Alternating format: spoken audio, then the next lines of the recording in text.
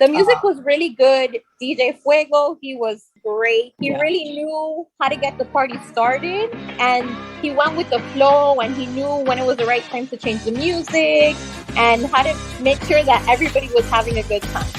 Hey ladies, welcome to season 3 of B3 podcast, Boss Babies and Bottles. And for those of you that are new here, my name is Jessica with a Y. I'm a twin mom, wedding and event planner, entrepreneur, and for today, your drinking buddy. May that be coffee or wine, depending on the time of day. Here I get real with you and talk about all things mom life, building your business, and event planning. What I've loved most about my first 2 seasons with you guys is that I've gotten to meet some amazing women and moms that are just like me, just trying to do their best in life. I've also been able to get super real with you all on my life and motherhood in general. So join me this season as I go through the twins' first birthday and what it's like to be a mom of twin pre-toddlers.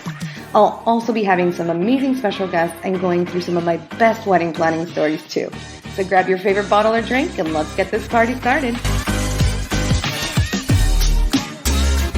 Hey ladies, welcome to today's episode of Boss Babies and Bottles. Today I have one of my EBJ brides here with me, Miss Yesenia Salmara. Or actually, I'm so sorry, you'd probably changed your name already at this point. Not yet. Not yet. Okay, so then I'm correct still in my wording. So thank you so much for joining me. You're welcome. Thanks for having me. Of course. So today we're talking a little bit about hiring the right DJ companies and just kind of going through that whole fiasco. But first, I want to start off with a little background on your wedding. So I think you guys found me on Google, if I'm not mistaken. I don't know how you guys found I me. did. I was kind of in a pinch looking for a wedding planner. So I Googled wedding planners in Miami, and you were pretty much one of the first ones that came up. Well, that's exciting. Yeah. And you were super quick to answer. I sent you an email and you answered me right away. So that was awesome. That was good for me. That's good. Yeah, that's good for me too. I like that. I like that I was on it now. So yeah. And I was looking at the dates and we literally planned this within 2 months, guys. Yes. We planned this wedding. And so the reason for that was she was married. We did the wedding on November 7th, 2020.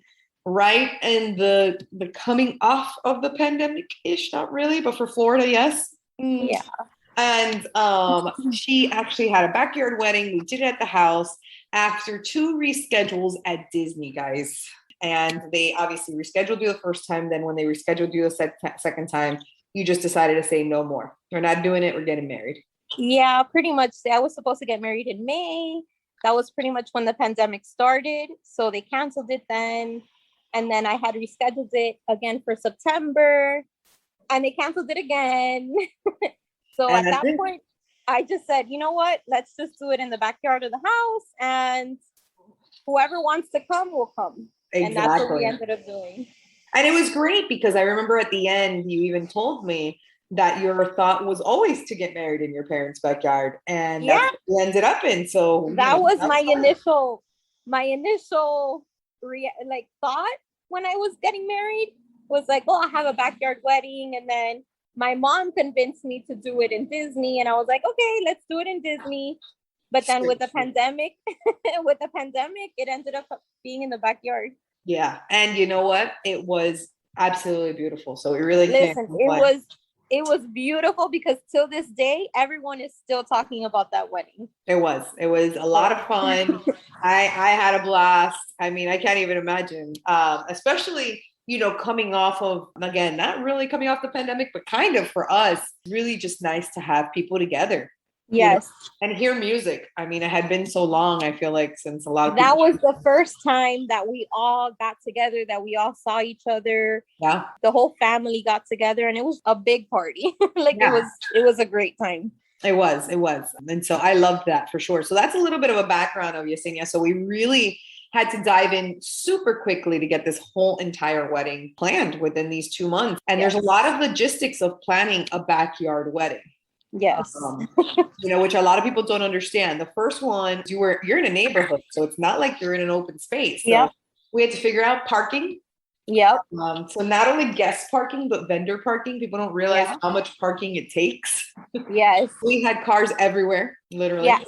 The good thing is that we kind of have nice neighbors. So they kind of let us park wherever we wanted. So that worked out. Yes, that's what I always say. I was like, if you're gonna have a house party, make friends with your neighbors. That's actually, you can make friends with your neighbors anyways, so that when you do have a party, that way you're on their good side. And invite them to the party. I'm always all for that. I'm like, invite them. Who cares? So I love that. So the logistics of even having, for us, it was, you were on the borderline. Like we only had one bathroom and we had about 50, 60, I want to say was our final number. Yeah, there was about like 50 people here. Yeah. So that's really borderline for one bathroom, guys. Let me tell you. Yeah. Bathroom was busy all night. Yeah. But we had no space to even rent a porta potty, but it definitely could have been a conversation. So that, and then of course, we had your dad, right? Was the one who built that beautiful gazebo out in his backyard. Yeah. My dad and my husband, they worked day and night to make sure that this backyard was in tip-top shape. That's so cute. And they did this actually, that's not a gazebo, Jesus. A pergola. A pergola. I'm trying to think of the name and I'm like, dude, I say this word all the time and I can't think of it. Pergola, but they actually covered it. So in case it did rain, we were fine. And that was the whole thing behind it. And then, of course, we didn't have a ton of space in the backyard, but we had just enough. We had the area around the pool for the cocktail hour. With the bar, which your dad had a built-in bar. It was absolutely gorgeous. Hopefully you guys are still using that bar. Oh, we do. My nephew's first birthday was here. Like 3 months ago. So it worked out great. I know. Actually, your nephew is, I want to say, a week or two younger than the twins. I remember. Yeah, they're close in age, super close in age. I remember. So he was so cute. Yeah. Coming from a house of twins, right? Yeah. So my house is chaotic all the time. And I walk into your house and we're all like chit-chatting. You guys are getting hair and makeup done. Like everything is like, everyone's having such a great time. Your mom's like hosting this gorgeous brunch with like mimosas and the whole thing. And I'm like, oh my God, this is so great. I feel so at home here. And then I turn around and all of a sudden I see this baby just sleeping there in the middle of all this chaos of adults. I'm just like, what is he? He's sleeping? And then he's so well behaved. He's been sleeping. He sleeps. He just sleeps. And I'm like, oh, okay, cool. All right, great. Okay, sleeping with noise. That's a good thing. And then the rest of the day, I barely heard him. There's not a moment in time where I was like, oh my God, the baby cried. Nothing. He was like the best behaved child I'd ever seen. And he's still like that to this day. He's a year and he is still quiet. He doesn't make a noise. He sleeps through anything. So he's great. Yeah, that's crazy. Because let me tell you, my house is still chaos. It has not. That's what happens when you have two, I think. I don't know. Actually, I don't know. Maybe I got to figure it out. So that was awesome. Really, for sure. And then we ended up doing her ceremony in the front of the house, which was pretty cool. So people would literally, it really flowed really well. The ceremony was right in the front. They would walk through the fence. That was the reception area. They'd get to the pool. It was cocktail hour with the bar. The bathroom was right there. I mean, it was really intimate. It was very, very beautiful. I loved it a lot. So the only problem I would say that we had, and actually we had it before I even talk about that, the best part was definitely the party. Yeah, that was the best part. Literally, and again, not because it was coming off the pandemic and none of us had ever heard music. It could have been a little bit of that. But I swear to God, MPE was your DJ company. Yes. They were absolutely fantastic. Mario, DJ Fuego, and his guys were like awesome. Yes. And he came in, and again, I don't even know if it was because he hadn't DJed in so long or what it was that happened. But I mean, your dance floor was literally lit and full the whole entire. No, it was. I can tell you, we did not stop dancing from the second that we started the party. Yeah. The reception, we did not stop dancing. Yeah, I don't think there was, the only people sitting was this one random gentleman. I remember him sitting in the corner in his table, but watching. He had the angle where he could see the dance. There was just him, and I want to say maybe like a grandma of some. Yeah, I think it was my grandma with her husband that they were sitting down for a little while. That was it, though. It was literally the best, and I mean, obviously you can attest to, I don't know, I guess the music and how that felt for you guys. Yeah. The music was really good. DJ Fuego, he was great. He really knew how to get the party started, and he went with the flow, and he knew when it was the right time to change the music and how to make sure that everybody was having a good time. Yeah. And that's at the end of the day, that's the most important, from a DJ. It's not just that they can spin and play the right music, but that they can read the crowds. And especially with a wedding DJ, they have to be able to MC. Like there's so much to what it is to do a wedding versus a party. So I think that's huge. And then sadly for your wedding, although it still came out beautiful, we had obviously the rain/hurricane outer bands. Yes. Which was really intense. It was very stressful, but you definitely knew how to like keep me calm and make sure that everything flowed. Yeah, it was definitely rain is never something that anyone wants, but it's it's just one of those things. Can't control the weather. The day that I can though will definitely be the day for me. But that's not coming up anytime soon. I got to figure out how to control the weather. So what we ended up doing was we ended up having to get tents, and that was what we did. We had a tent. Decided like the day before to get the tent because we had to wait till the last minute. Yeah, and there was nothing we could have done, and I'm so glad we did because it did rain. Yes. It did rain the whole ceremony. And that's the only tent that we ended up having to get really was the tent ceremony. A tent for the ceremony, because thankfully we had your dad's pergola that was covered. So that was great. But even then we had to kind of squeeze. We were already tight in there and we had to squeeze in. We were very close that day. We were. It was very non-COVID friendly for those. Yes. Sadly. We squeezed in. It was great. We did these beautiful rectangular tables, farm tables with these gorgeous centerpieces down the center. You had these beautiful light blue runners. It was really still Disney, beautiful, Cinderella inspired. Exactly. And it was gorgeous, really. You could see your theme definitely come to life. But luckily the hurricane didn't damage your wedding, but we did have a lot of rain. Yeah, the rain stopped, I think, when we started the reception part. Yep. So while we were having dinner, while we did the ceremony. Yep. Even when we did our first dances, it was even sprinkling. Yep. I remember. And then once we started the party, that we moved the cocktail tables from the area, it stopped raining. Yep. It was like, oh, you guys want to dance and party now? Yep. So do I. Exactly. Yeah. I mean, I think your guests really just had just a really, really great time. I remember one girl in specific who I could just see she was her own party. I remember looking at her and being like, that girl right there, she's her own party. I wish I could tell you who she was. I don't really remember. I know exactly who you're talking about. You might know what I'm talking about, but she was her own party. She didn't need anything else. And she kept going up to DJ Fuego and she'd be like, I want this song. And he's like, I got you.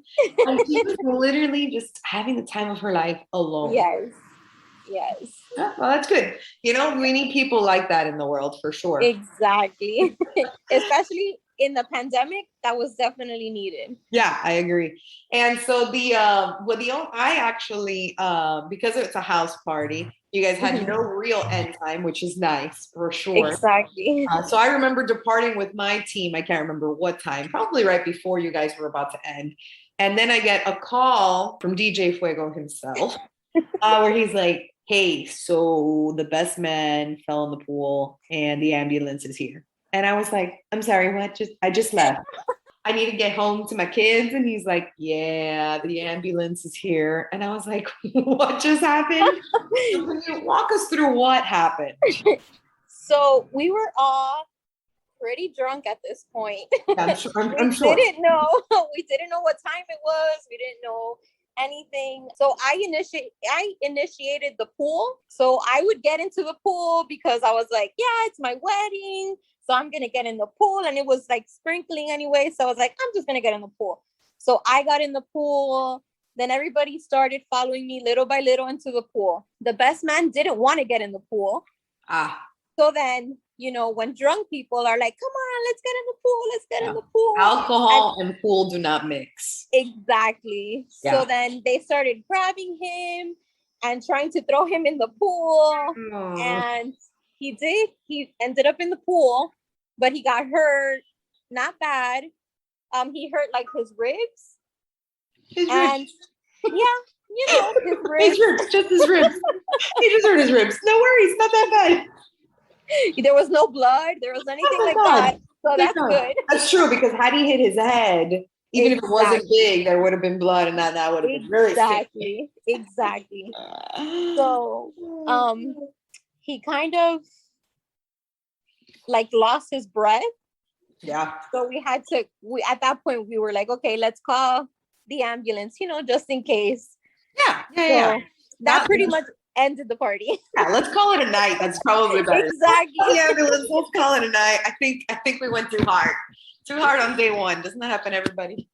And it's so funny because DJ Fuego was always, when I spoke to him to do like the consultation for the music, he was like, oh, DJ Fuego, llama los bomberos. That was like his whole catchphrase. So I was like, DJ Fuego really called the bomberos. Call the bomberos.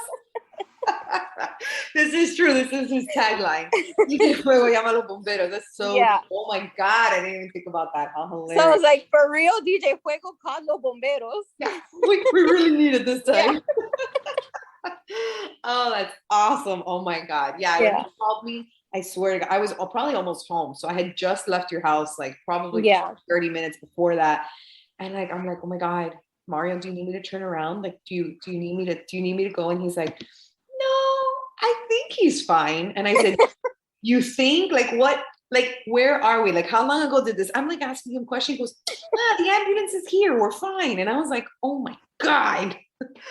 So, well, there we go. That's how the night ended, everybody. But and then after that happened, it started pouring rain again. Oh my God. Oh, well. Yeah. That was really the end of the night there. Yeah, exactly. That was God like, all right, here we go. This is it. We're done. You guys are good.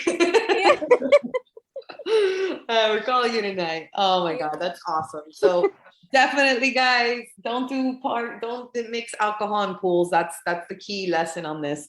And hiring the right DJ company, MPE is definitely one of the best out there down here. They really are. So, oh my God, Yesenia, thank you so much for joining me today. That was absolutely awesome to revisit. So thanks for having me. All right, thank you guys so much for joining on today's episode. I really appreciate you guys. We'll catch you on the next one.